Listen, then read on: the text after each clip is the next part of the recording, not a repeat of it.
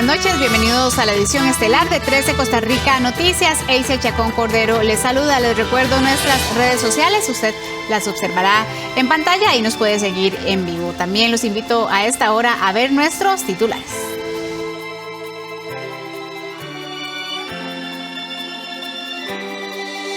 La Contraloría General de la República rechazó la propuesta del MOP para ampliar 3 años el contrato a Riteve. Este se vence el 15 de julio. El presidente electo ya tiene a su gabinete completo.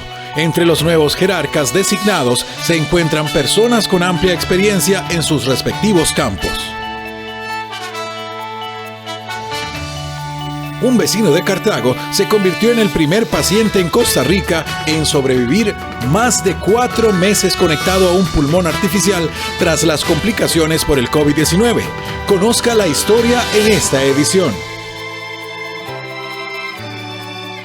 Las autoridades de salud esperan los resultados de un análisis que se realiza fuera del país para determinar la condición real de la niña que podría padecer de un cuadro grave de hepatitis. La Comisión Nacional de Emergencia decretó alerta amarilla y alerta verde para casi todo el país debido al incremento de las lluvias.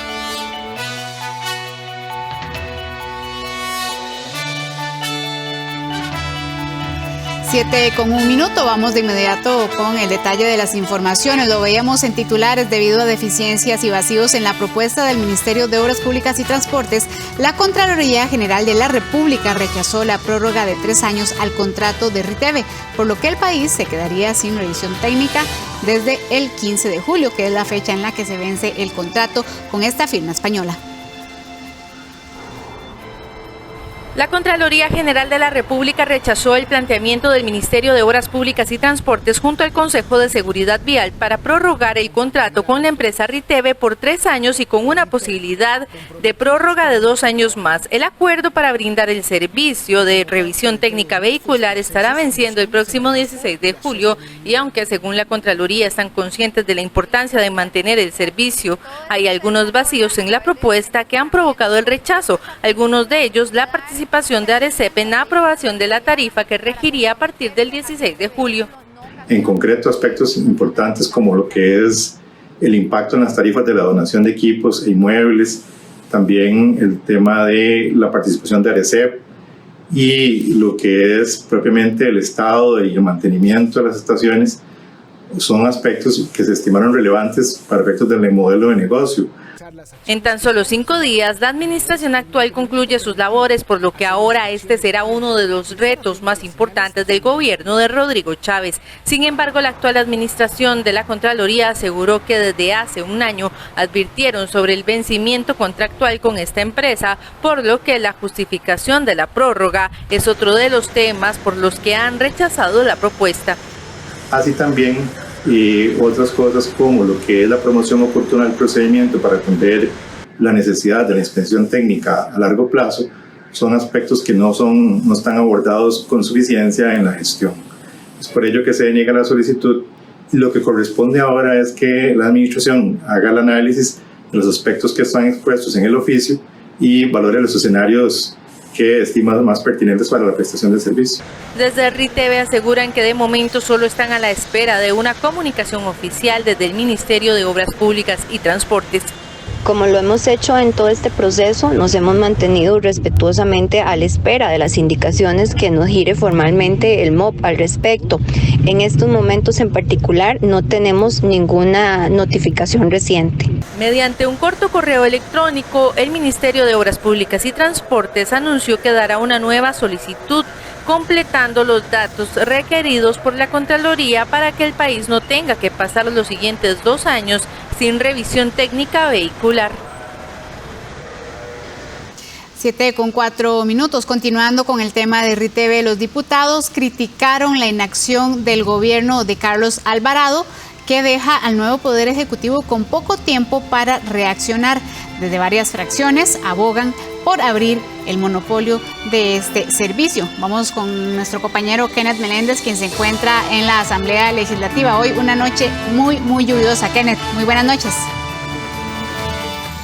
Muy buenas noches, Aisel, para vos y a todos los televidentes de 13 Costa Rica Noticias. Bastante lluviosa la noche, hace escasa media hora empezó a llover y en este momento hay mucho viento y mucha lluvia. Y precisamente como decías, las voces en la Asamblea Legislativa coinciden en ese tema. Desde la crítica al actual gobierno de Carlos Alvarado por la falta de planificación en cuanto al tema de RTV, hasta abogar por el tema de la apertura de monopolio. Fracciones tan distantes como el caso del Partido Liberal Progresista y el Frente Amplio piden que se abra el mercado, siendo conscientes de que ahora viene un periodo bastante difícil para el próximo gobierno de la República. Escuchamos precisamente a don Eli Feinsack del Partido Liberal Progresista. De manera que la Contraloría no tenía otra opción más que decir lo que ya dijo. Lo que me parece lamentable es la falta de planificación, el descuido de este gobierno. Lamentablemente en este país pareciera que por incumplimiento de deberes a nadie le pasa nada, ¿verdad? Pero ciertamente le dejan un chicharrón ardiendo al gobierno entrante, a todas las autoridades del gobierno para ver qué se hace al respecto, ¿verdad? Lo que tiene que suceder es volverse a licitar, ¿verdad? Ojalá en un modelo de competencia, pero eso va a tomar muchos años, o por lo menos un par de años, mientras se redacta el cartel, se hace todo el procedimiento, de manera que qué va a pasar en los próximos meses es incierto. Una opinión parecida manifiesta Rocío Alfaro del Frente Amplio, quien considera que a pesar de que ha sido que el tiempo que tiene el gobierno para reaccionar es poco, y esto es una mala noticia, la buena noticia es que permite abrir el monopolio. Es una oportunidad no solamente para esta apertura, sino también para reactivar la economía. Ella incluso pone como ejemplos centros educativos como INA y colegios técnicos que podrían asumir esta función de la revisión vehicular. Escuchamos a Rocío Alfaro del Frente Amplio. Realmente, si hay voluntad política, se puede resolver. ¿En qué sentido? Uno, tratar de iniciar un proceso para descentralizar el RITEVE, digamos, la revisión vehicular, descentralizarla hacia instituciones educativas que se dedican al tema, hacia el INA, hacia colegios técnicos, redes de talleres mecánicos privados, pequeños, ojalá, ¿verdad?, para reactivar un poquito la economía en ese sector. Y eso se puede hacer si hay la voluntad política. Ahora, para la gente que queda en esa inseguridad de que le tocaba el RITEVE en estas fechas, pues habrá que hacerle una ampliación y pues que no puedan ser multados mientras se resuelve la situación. Pero como que recurrir a que porque falta tiempo vamos a dejar las cosas como están no es viable, ¿verdad? Por su parte, Gilbert Jiménez, diputado del Partido Liberación Nacional, que hasta hace poco fue alcalde de Desamparados, aboga porque la revisión vehicular pueda estar en manos de cooperativas e incluso de gobiernos locales.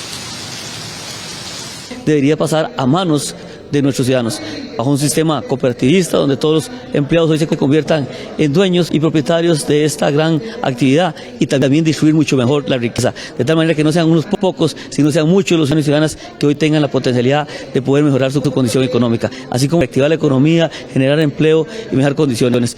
Y en última instancia también he planteado la posibilidad de que sean los gobiernos locales a nivel regional que se organicen y que desde los gobiernos locales pudiesen tener la administración de los RITEVEs. Yo creo que ha faltado más gobernabilidad, ha faltado mucho más voluntad y es una más. Hoy la sesión del plenario estuvo completamente dedicada para que los diputados hablaran acerca del informe que presentó ayer el presidente Carlos Alvarado. Conversamos con doña Pilar Cisneros, quien dijo que lamenta que el presidente de la República se atreva a decir que dejó la casa ordenada y pone como ejemplo que no se reestructuró el Estado y que además las finanzas del Estado no quedan de la mejor manera. No, o sea, a mí me duele, me impresiona, realmente me llama tanto la atención que se atreva a decir que deja la casa ordenada.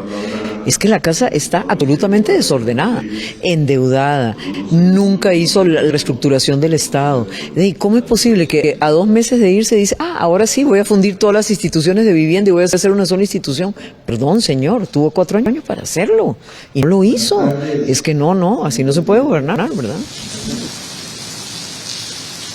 Y en ese tema, Sonia Rojas, diputada de Liberación Nacional, que es parte de un pueblo indígena, criticó que durante el gobierno de Carlos Alvarado no hubo acciones positivas a favor de los pueblos indígenas y dijo que espera que el próximo gobierno impulse iniciativas para mejorar la calidad de vida. Incluso mencionó temas de conectividad porque, según ella, los pueblos indígenas están bastante rezagados en relación al resto del país.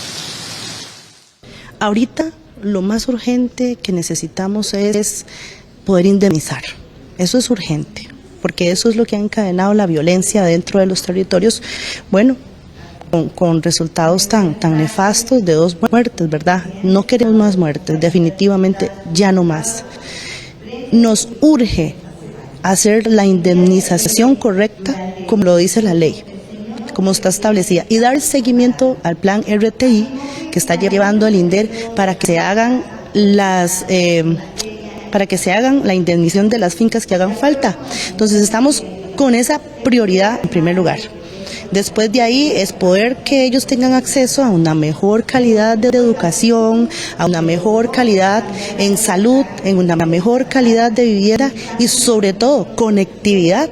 El no tener conectividad nos pone en desventaja.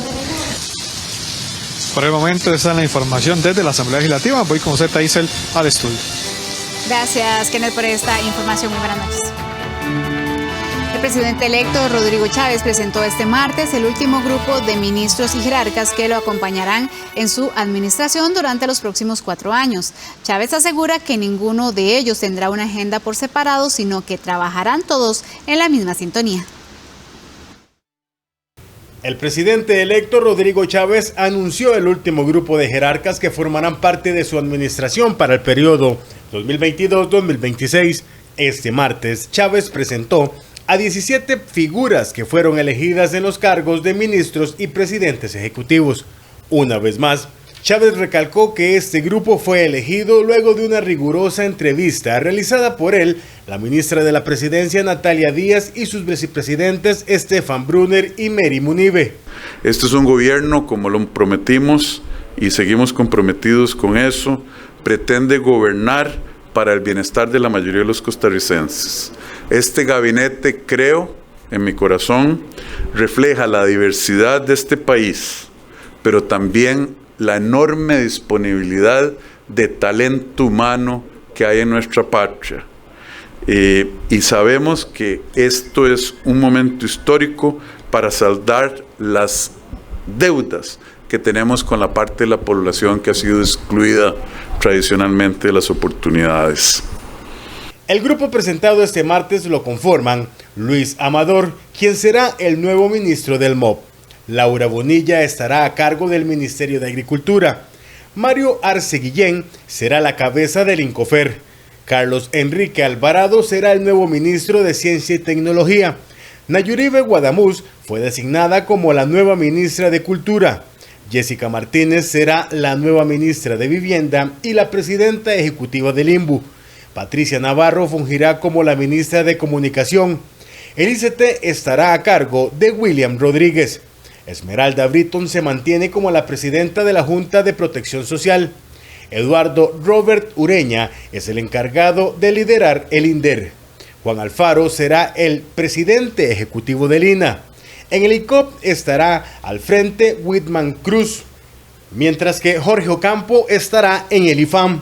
En Dinadeco estará Fabiola Romero. Por su parte, Heiner Méndez estará a cargo de Incopesca, mientras que en Recope tendrá como presidente ejecutivo a Manuel Quesada y la presidenta ejecutiva del CINART será Erika Nargam. Aquí no hay un ministro o ministra presidenta ejecutiva con su propia agenda. Hay una agenda gobierno y vamos a jugar y trabajar y decidir todos y todas juntos por esa agenda. Nadie representa a nadie, a ningún sector, como lobista de ese sector. Aquí lo que vamos a hacer son políticas públicas para que el país salga adelante. Este grupo se une a los 23 que ya habían sido ratificados hace unos días atrás y tomarán posesión de sus cargos el próximo 8 de mayo. Y precisamente los magistrados de la Corte Suprema de Justicia aprobaron el permiso sin goce de salario para la jueza de trabajo Marta Eugenia Esquivel Rodríguez, quien fue designada como ministra de Trabajo en el nuevo gobierno. Sin embargo, los magistrados continúan en este momento valorando si le otorgan el permiso también al actual subdirector del OIJ, Gerald Campos Valverde, para que asuma el cargo de ministro de Justicia y Paz. 20 magistrados estuvieron a favor de otorgar el permiso a la jueza Marta Esquivel, quien además fue magistrada suplente de la Sala Constitucional. 2 magistrados votaron en contra. Pero en el caso del ministro de Justicia designado, Gerald Campos Valverde, los magistrados se encuentran valorando las opciones debido a la causa penal que tiene Campos Valverde en su contra y que está elevada a juicio, pero aún sin fecha. La duda recae en que si Gerald Campos asume como ministro, tendrá inmunidad, por lo que el expediente judicial deberá ser enviado a la Corte Suprema de Justicia para su proceso judicial. Mientras el nuevo Poder Ejecutivo se mantiene a la espera de que 4 fracciones envíen una lista de proyectos de ley de su interés, Liberación Nacional y la Unidad Social Cristiana aseguran que no harán una propuesta hasta no conocer las iniciativas que el gobierno plantea poner en su agenda. Este martes, en la conferencia de prensa organizada por el nuevo gobierno de Rodrigo Chávez para anunciar a 17 ministros y jerarcas de instituciones públicas, la ministra de la Presidencia, Natalia Díaz, aseguró que esperan presentar el viernes la agenda con los proyectos de ley que se discutirán en las sesiones extraordinarias. Por el momento, los proyectos que se verían saldrían del análisis del nuevo Consejo de Gobierno y de los diputados oficialistas, y podría incluir alguna propuesta del Frente Amplio, única fracción legislativa que atendió al llamado de presentar una lista de proyectos de su interés. Liberación Nacional, Unidad Social Cristiana, Nueva República y Liberal Progresista no han enviado sus propuestas. En el caso de los 2 partidos más longevos en la Asamblea Legislativa, desde ahí aseguran que antes de sugerir proyectos, desean saber cuáles son los que el Poder Ejecutivo quiere impulsar. Bueno, yo espero que sean proyectos que vengan en la línea de bajar los costos de producción y los costos de vida de los costarricenses para poder generar más empleo, generar empleo a las poblaciones que más lo están necesitando, como lo son las mujeres, y apoyar al sector productivo, al sector privado, que son los generadores del 85% del empleo, a generar más empleo. Nosotros estaremos con la expectativa de cuál va a ser esa agenda que el señor presidente electo nos envíe. Ojalá nos la dé a conocer antes del 8 de mayo, cuál es su idea de agenda, y cuando tengamos esa agenda, entonces nosotros vamos a proceder a enviar los proyectos de ley que queremos que convoque. En la misma línea se refirió la diputada liberacionista Andrea Álvarez, quien aseguró que el PLN tiene claro cuáles son los proyectos que quiere impulsar y que están listos para enviarlos, pero que por respeto al gobierno elegido por los costarricenses, consideran que debe ser este quien dé el primer paso. Nosotros tenemos una lista que hemos ido trabajando en los últimos días y se la podríamos entregar, pero a mí, y se la vamos a entregar, pero yo sí haría un énfasis en que también es importante que ellos presenten la lista de sus proyectos, porque nosotros tenemos la lista de proyectos lista, porque era algo que habíamos trabajado en los últimos meses de campaña, pero el pueblo eligió a don Rodrigo como presidente, eligió trabajar con el plan de gobierno de don Rodrigo.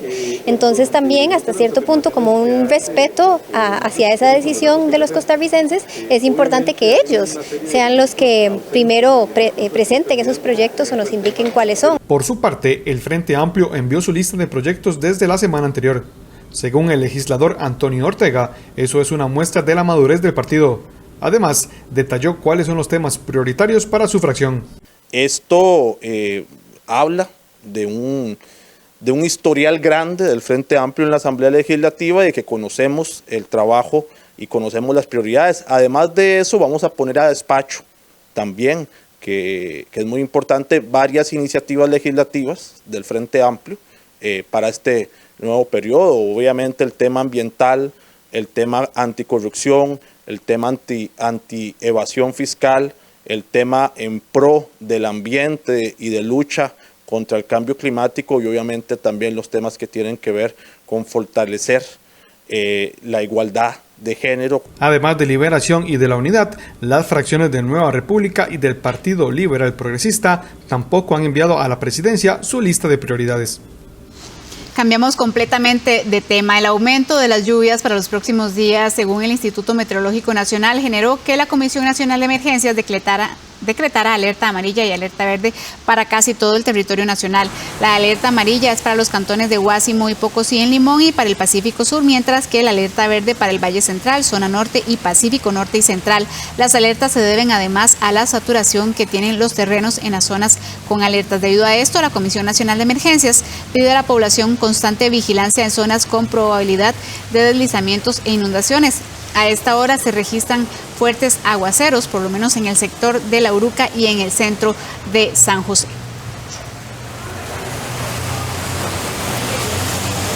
La Comisión Nacional de Emergencias ha establecido un estado de alerta amarilla para el Pacífico Sur de nuestro país y para los cantones de Pocosí y Guásimo en el Caribe Norte. Asimismo, un estado de alerta verde para el Pacífico Central, Pacífico Norte, Valle Central y Zona Norte de nuestro país. Esto producto no solo de las lluvias que han caído sobre nuestro territorio durante los últimos días y que han provocado problemas de saturación de los suelos, sino al informe que ha emitido el Instituto Meteorológico Nacional sobre la proyección de lluvias que tendremos durante el resto de la semana, extendiéndose hasta el fin de semana. Son las 7 de la noche con 21 minutos. Vamos a hacer nuestra primera pausa comercial. Al regresar, un vecino de Cartago se convirtió en el primer paciente en Costa Rica en sobrevivir más de 4 meses conectado a un pulmón artificial tras las complicaciones por el COVID-19. Conozca la historia al volver de la pausa.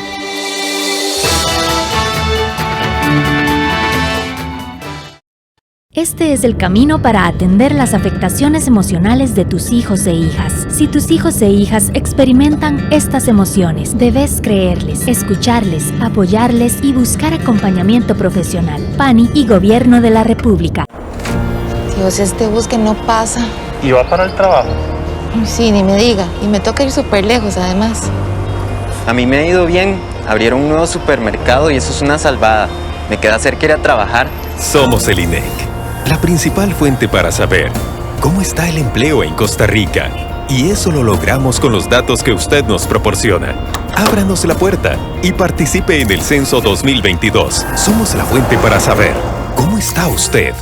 En 13, Costa Rica Televisión, tenemos un nuevo programa que le muestra más lugares extraordinarios, más costumbres, más curiosidades, más cultura rural. Le presentamos Nuestras Regiones, la revista sobre las distintas regiones del país.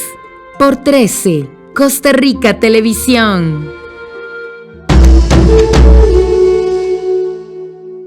Los temas más controversiales de la actualidad política, económica y social abordados en profundidad. Pensando en cosas que nos trajo la pandemia o que nos sacó la pandemia. Entonces pensamos en cómo cambió el espacio público. Relatos, aquí en 13, Costa Rica Televisión. Distancia es igual a velocidad por tiempo. Preguntale sobre distancia a estudiantes de la UNED. Que te hable de distancia a alguien que ha recorrido mucho o a alguien que está empezando. Personas que quieren dejar una huella en su comunidad. Personas que tienen un motivo o dos para luchar por sus sueños. El único requisito para matricularse es querer triunfar. UNED, la universidad en los territorios.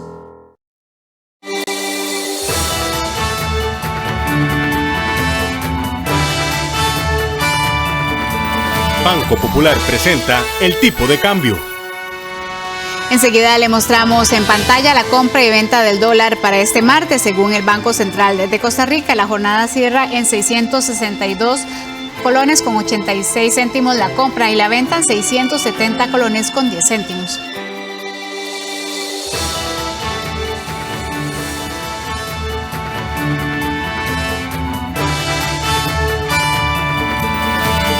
Banco Popular presentó el tipo de cambio.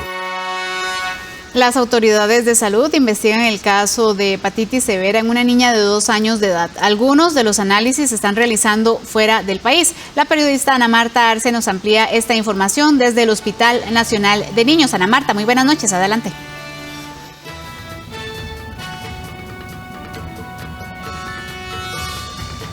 Hola, ¿qué tal? Muy buenas noches, Eisel y amigos televidentes. La Caja Costarricense de Seguro Social, en conjunto con el Ministerio de Salud y el Hospital de Niños, investigan el caso de hepatitis severa de una niña de tan solo 2 años de edad. Algunas muestras fueron enviadas al exterior para verificar si se trata de la alerta emitida por la Organización Mundial de la Salud. La niña ya fue dada de alta y ha evolucionado bastante bien su salud, así lo indican algunos médicos. Veamos la información que hemos preparado. Las autoridades de salud investigan el caso de una menor de 2 años de edad que presentó una hepatitis severa sin falla hepática. Esto en relación con la alerta emitida por la Organización Mundial de la Salud debido a casos reportados de hepatitis severa en niños de causa u origen desconocido. Según manifestó Olga Argueda, directora del Hospital de Niños, la menor fue internada el pasado 23 de abril y tenía síntomas como dolor abdominal, náuseas, vómito y su piel se tornaba amarilla. Actualmente la niña presenta mejoría en su salud y fue dada de alta. Se analizan las muestras en el extranjero para verificar si se trata de este tipo de hepatitis. Es que la chiquita está muy bien, ha venido, ya está en su casa, muy bien cuidada por sus papás, ha venido a controles aquí en el hospital y las pruebas de función del hígado muestran una mejoría muy significativa. Los estudios que hemos realizado hasta la fecha nos demuestran que no es ni una hepatitis A, ni una hepatitis B, ni una hepatitis C, ni tampoco está explicada por las causas más comunes de otras infecciones virales que se producen en la infancia. El único protagonista que ha aparecido en la película es este adenovirus, que curiosamente también en los casos reportados en Norteamérica y en Europa se ha asociado con esta entidad en varios de los niños, pero continuamos aún en proceso de investigación con algunos estudios que estamos realizando a nivel nacional y otros a nivel internacional. Ante esta situación, la Dirección de Vigilancia de la Salud del Ministerio generó la alerta para los servicios de salud y se conformó un equipo interinstitucional que está dando seguimiento al comportamiento del evento. Aún no se tiene con claridad cuánto tiempo se puede llevar el estudio para confirmar si se trata de dicho hepatitis. Porque en realidad los análisis que tenemos pendientes son los estudios por hepatitis D y E, que no se realizan en el área de Centroamérica en ninguna parte. Entonces pues hemos tenido que enviarlo a un laboratorio externo. En cuanto tengamos esas respuestas y considerando ya todo el trabajo diagnóstico que hemos hecho aquí, que ha sido muy extenso, pues ya estaríamos en la posibilidad de decir si es un caso sospechoso. Vea qué interesante. ¿Por qué? Porque todavía no hay elementos científicos lo suficientemente sólidos para poder decir cuál es un caso confirmado. La hepatitis es una inflamación aguda del hígado que puede estar asociada a múltiples causas, entre ellas infecciones virales, sustancias tóxicas, medicamentos y algunas condiciones médicas. Debido a que aún no se tiene claridad acerca de las posibles causas, se recomienda a los padres de familia estar vigilantes de la salud de sus hijos y revisar que se encuentren al día con el esquema de vacunación. A la vez se recomienda a la población en general no descuidar las medidas de higiene como el lavado frecuente de manos con agua y jabón, protocolo de tos y estornudo, una adecuada manipulación de alimentos, evitar tener contacto con personas con síntomas respiratorios o similares a los de la hepatitis. La Organización Mundial de la Salud registra 230 casos de niños en el mundo con hepatitis aguda severa. La mayoría de los casos se registran en Europa. Eisel y amigos televidentes, es la información que tengo de momento. Vuelvo con usted al estudio principal, donde tiene más noticias. Buenas noches. Gracias, Ana Marta, por esta información. Muy buenas noches. El COVID-19 lo tuvo al borde de la muerte en al menos 5 ocasiones. Aún así logró milagrosamente sobrevivir conectado a un pulmón artificial durante 4 meses e inducido al coma. Hoy, tras 9 meses de recuperación, Roger González ya puede caminar, pero su vida jamás volverá a ser la misma tras la pandemia. De COVID-19 ya no se habla mucho. Para unos cuantos se trató únicamente de una fuerte gripe, pero para otros el paso de esta enfermedad significó un cambio sin retorno. Este es el caso de Roger González, el primer paciente en Costa Rica en sobrevivir más de 4 meses conectado a un pulmón artificial tras las complicaciones generadas por el virus en su organismo. Hoy cumple ya 9 meses de recuperación y aún así sigue cargando con las secuelas que para él son livianas comparadas con la posibilidad de aún estar con vida. Y sentí mucho miedo, claro que sí. No miedo a morir, sino que yo no quería morir, yo quería vivir. Y yo dije, quiero luchar por la vida, porque tengo una hija, tengo una familia, y yo quiero ser parte de ellos hasta que pueda, voy a intentar.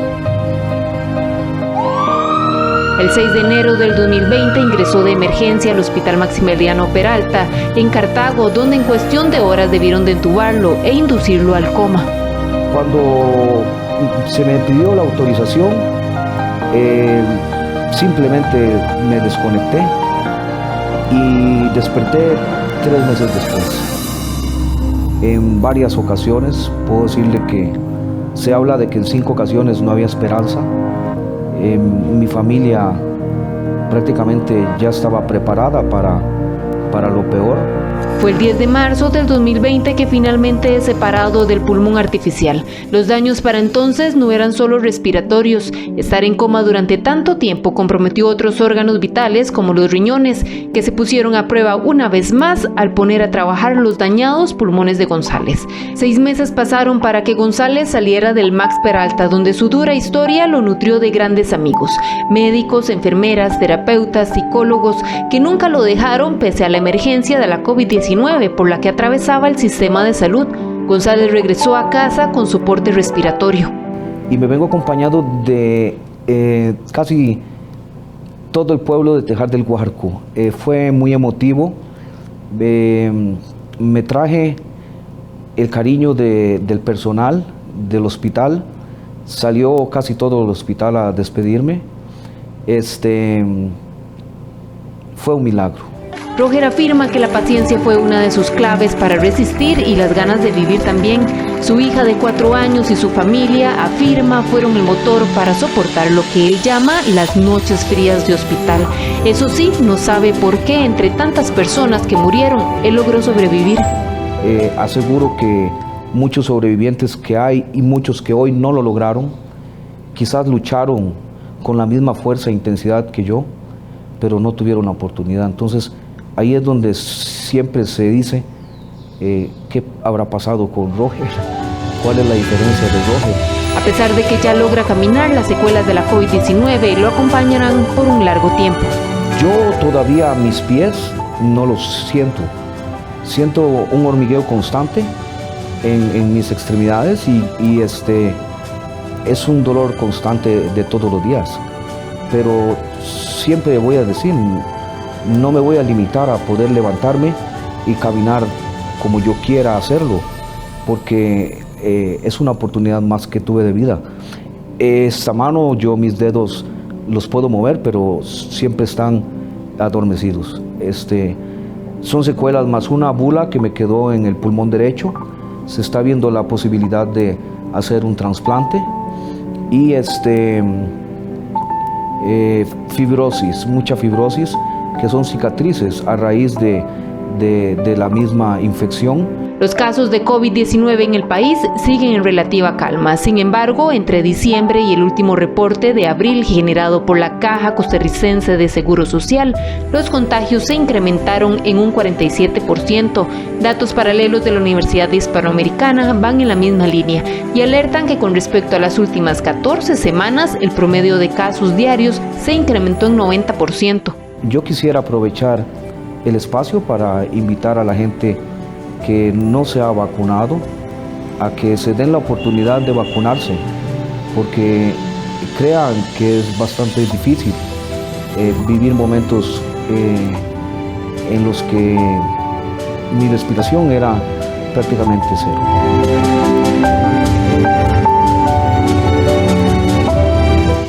Un ejemplo de esmero, de lucha y por supuesto de fe y de un milagro de Dios. Nos alegramos mucho que Roger González hoy pueda contarnos su historia y pues hacerle también un llamado, como él lo dice, a todas las personas que se pueden vacunar y que no lo han hecho, para que acudan a los vacunatorios, y también para todas esas personas que piensan que la pandemia ya se acabó, para que se sigan cuidando. Vamos a cambiar de tema. Nuestro compañero Eric Jarquín se encuentra con una de las protagonistas de A Calzón Quitao. Hablemos de eso que no se habla, volumen 3, con todo respeto. Una puesta en escena que se mostrará el 13, 14 y 15 de mayo en el teatro Frente a la Plaza. Eric nos cuenta más. Adelante, buenas noches. Compañera, me siento muy complacido porque hoy me vine al camerino de la Compañía Nacional de Teatro. Y vean las cosas que uno se encuentra en estos lugares, escenografía increíble para hablar de teatro. Sí, hoy vamos a hablar acerca de una obra que solo va a estar su puesta en escena 3 días, así que los invito a verla. Se llama A Calzón Quitao y hemos preparado una pequeña nota para que ustedes descubran de qué se trata esta obra.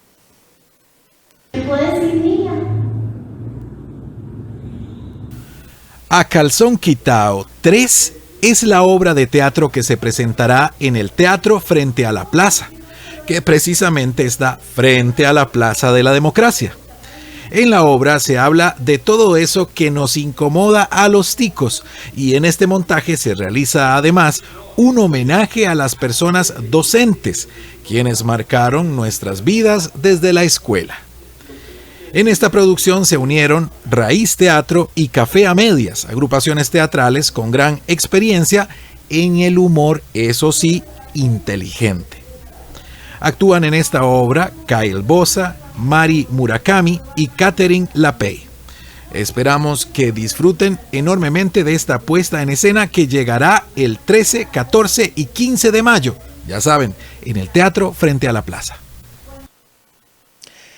Pero para hablar de A Calzón Quitao, voy a conversar con un actor nacional. Él es Kyle Bosa, quien va a actuar en esta obra. Así es, voy a hacer una sustitución, que es una de las cosas interesantes que se hace en teatro. Cuando uno de los compañeros no puede estar, de pronto entra otro. Entonces, si alguien ya vio la obra, ahora viene diferente porque viene un actor nuevo.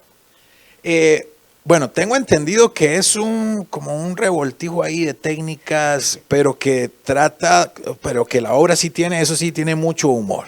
Sí, es una comedia con un poquito de sátira, ¿verdad? De ese humor que nos gusta el costarricense, porque estamos hablando del Bicentenario, pero estamos hablando del Bicentenario desde esa parte que le sacamos los trapitos sucios, ¿verdad? Esas cosas que no se dicen, porque A Calzón Quitado justamente eso, lo que no se habla, pero que deberíamos de estar hablando, y lo hacemos desde ese lado, desde la comedia. Entonces el texto de Estefan Esquivel está lleno de referencias, de comedia, de cosas que va a hacer que la gente se identifique y se ría de lo que somos.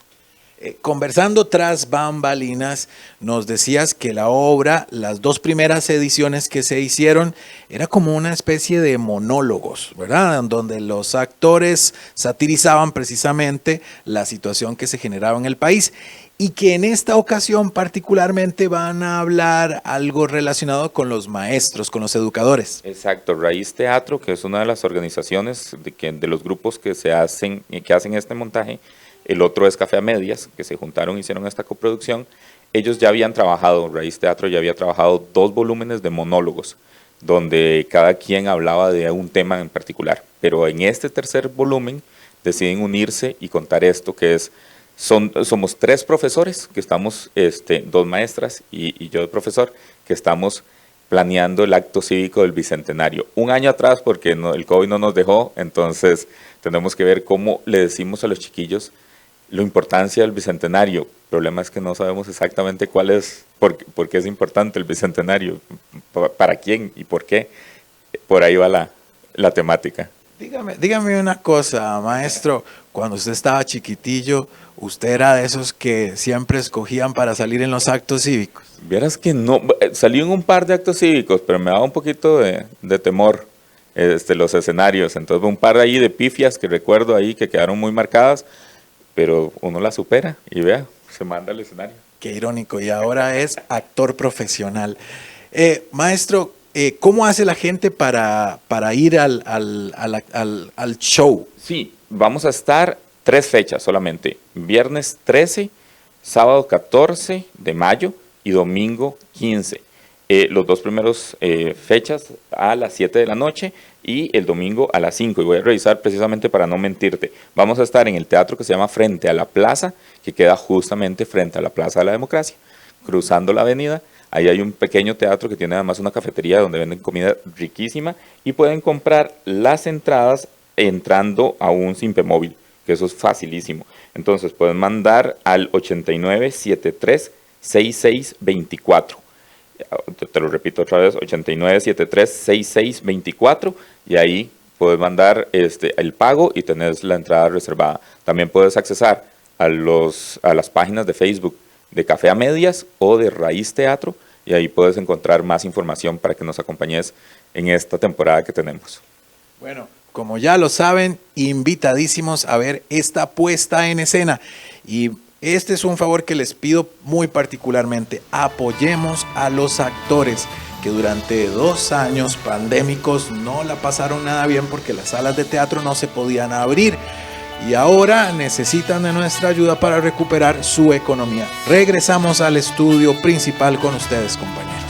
Gracias, Eric, por esa información. Muy buenas noches. Vamos a un corte comercial, ya casi volvemos con más noticias.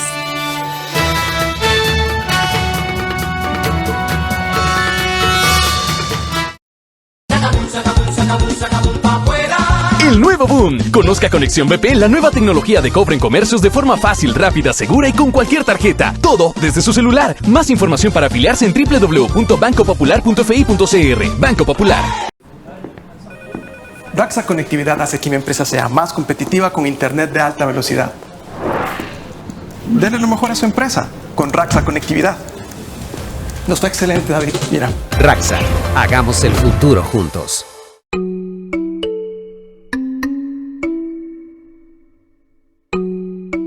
¿Tenés preguntas sobre salud? Aquí encontrarás las respuestas. Los lunes tendrás una cita con un especialista que responderá en vivo todas tus preguntas sobre salud. Cada semana, un especialista distinto abordará un tema nuevo. Consulta en directo por 13 Costa Rica Televisión.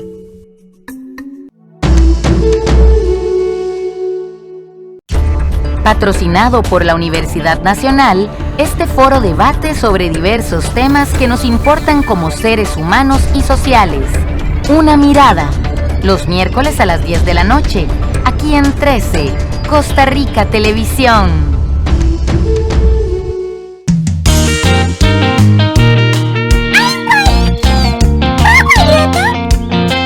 ¡Guau! ¡Qué mundo! A partir del sábado 7 de mayo, todos los sábados a las 10:30 de la mañana. En 13, Costa Rica Televisión. Gracias por continuar con nosotros. A esta hora les actualizamos que hace unos minutos 20 magistrados y magistradas decidieron otorgar el permiso sin goce de salario ayer al Campus Valverde para que asuma como ministro de Justicia y Paz. El actual subdirector del OIJ dijo hace algunos minutos a la Corte que está dispuesto a renunciar a su inmunidad para que el caso penal en su contra se resuelva lo más pronto posible. Esta información la ampliaremos mañana. Hoy es el Día de la Libertad de Prensa. El Colegio de Periodistas hizo un llamado urgente al presidente Carlos Alvarado para detener la firma de la Ley General de Acceso a la Información Pública y Transparencia. A su criterio, incluye al menos 3 artículos que cercenan la libertad de prensa al impedir el acceso de información en casos investigados por corrupción. El Colegio de Periodistas emitió el pasado viernes una solicitud al presidente de la República, Carlos Alvarado, para vetar parcialmente el proyecto de Ley General de Acceso a la Información Pública y Transparencia, aprobado en segundo debate por la antigua Asamblea Legislativa el pasado 26 de abril. La razón, afirma el colegio, se debe a que el proyecto tal como está violenta el derecho de acceso a información y la libertad de prensa. Pero incorporaron en el artículo 8 los incisos D, G y K, que limita, que amordaza a la prensa nacional y a los periodistas en todo el trabajo de investigación que pueda realizarse cuando estamos en temas de corrupción.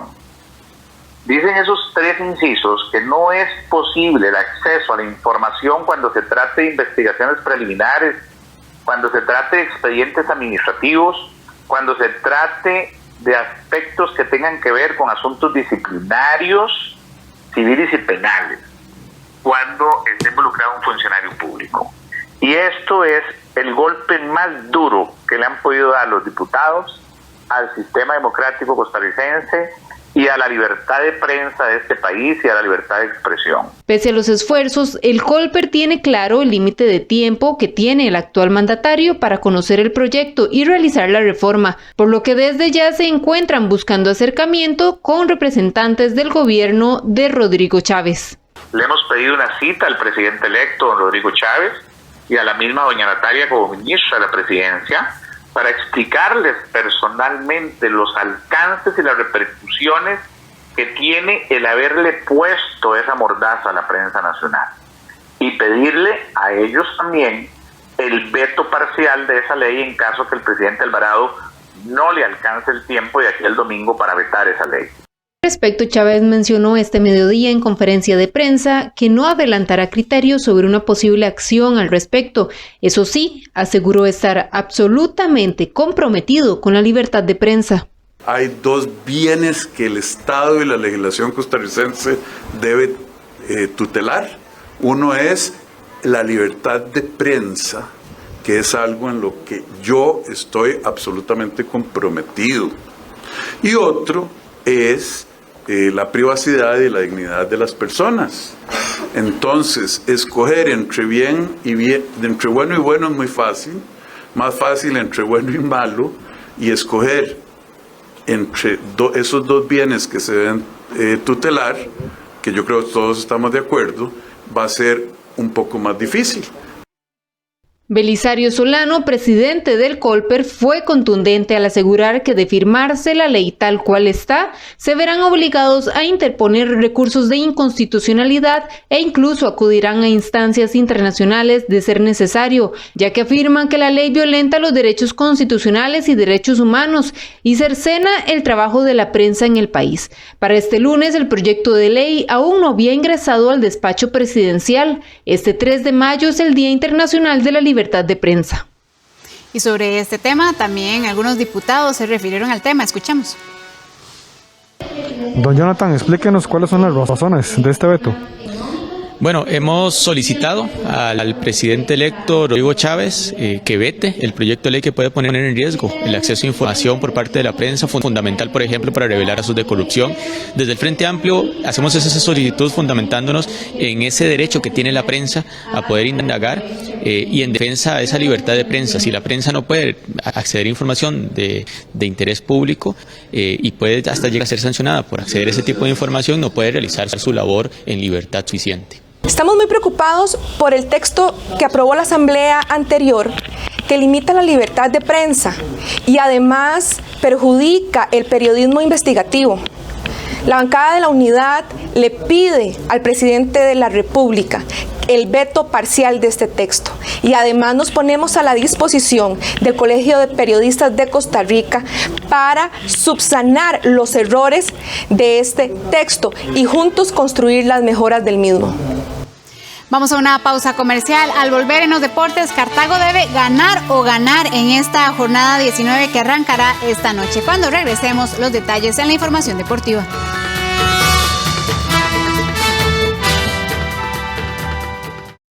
Este es el camino para atender las afectaciones